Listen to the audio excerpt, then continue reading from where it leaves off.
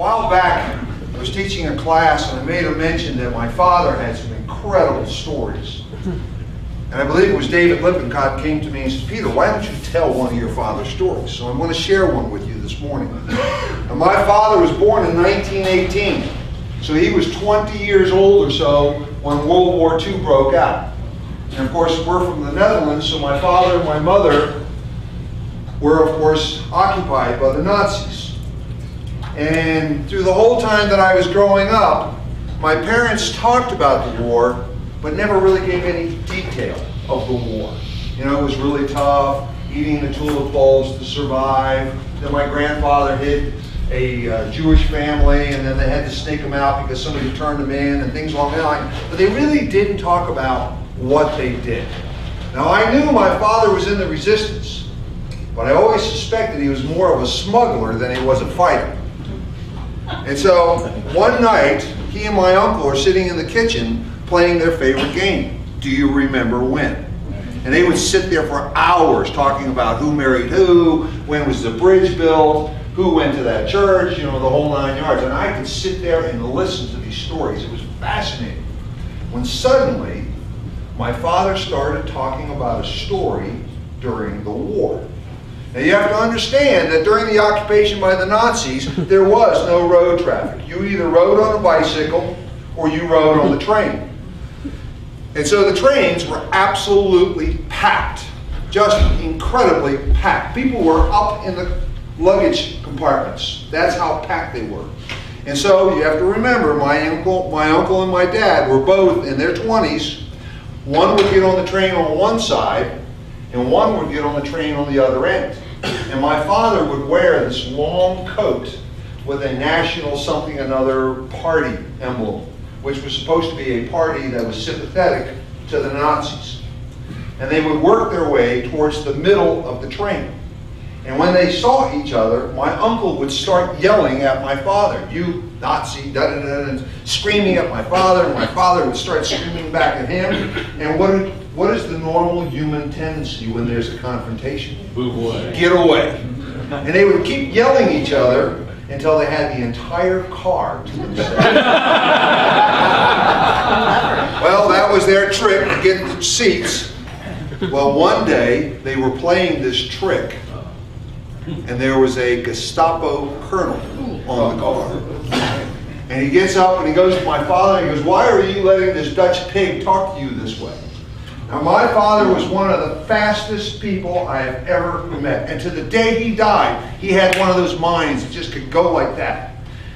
And he turned around to the colonel and he goes, "You know," he says, "let him go. I'm going to the Eastern Front tomorrow. And this is all I have." And the Gestapo colonel looked at my father. This is a true story.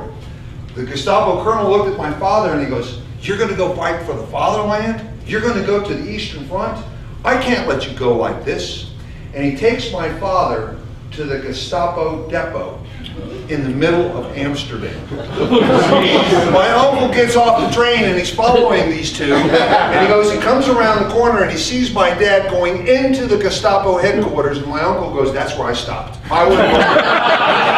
Because your father is crazy and I wasn't going to follow him. My father walked out with uniforms, boots, a weapon, all of the equipment you can imagine. Okay? And of course he turned it over to the resistance. So I'm looking at my father. Now keep in mind, by this time my father is well into his 60s. He's bald as a cue ball. He's got a paunch on him this big. And you're going, "Dad, you really did this?" And my father goes, "I was 20. I wasn't going to die. Somebody else is going to die." That was the attitude. And if you think about it, why are armies young men and women? Because somebody else is going to die. That's the mindset. Because when we get into our 40s and 50s, it's, "Oh crap, we're mortal. We're going to die." Now the reason why I'm telling you this story is, part of being unemployed is having a fear. It could be a fear of failure, but it could also be a fear of success. You have these fears that are constantly running through your mind. And I'm sorry if I look through this room, but the average age has got to be at least 50. Do you have these fears? Yes, you do. I'm sure you do. What I want you to do is to think back when you were 20, when you had no fear, when you got in an airplane, when you raced a motorcycle, when you drove a car fast, when you asked girls for dates that you knew you didn't have a snowball's chance in hell with. It was okay. You had no fear. If you imagine for a second the job search and the danger that can occur to you versus what would happen if you were captured by the Gestapo, do you see a little bit of difference in the fear? One is real, the other one is in your mind. So my dad's name was Gerardus. We'll call him Gerald for you Americans. So what I want you to do, when you're sitting there doing your job search, when you're writing your resume, when you're getting ready for your interview, and you got that flutter in your stomach. I came in third this past Saturday. I didn't deserve it.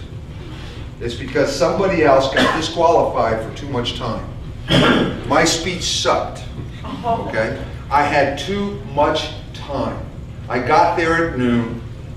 The briefing was at 5:45. The contest was supposed to start at 8, and it didn't start till 9 in the evening. I had too much time. And when I have too much time, I think too much. And when I think too much, I screw it up. And I screwed that speech up. Dwayne was there, he'll attest to it, okay? The key being is, don't overthink it. I should have thought of my father and just gone on stage and given my speech and just be who I am. But I didn't. I want you to learn from my father. Learn from me. Don't think about it too much. Just be brave. What's the worst that can happen? Third place. Third place. To David and Tina's point earlier, this is the time of year where you pull the full court press. When does the next fiscal year start? One of them started in October. Remember, every industry's got its own fiscal year. The next big one is in January. Companies are putting their budgets together today to see what they're going to do in January. Would you or would you not like to have your face the one that they're looking for when they make that decision that they're going to hire somebody and ready to rock and roll? Overcome the fear. You can do it. I have faith in you.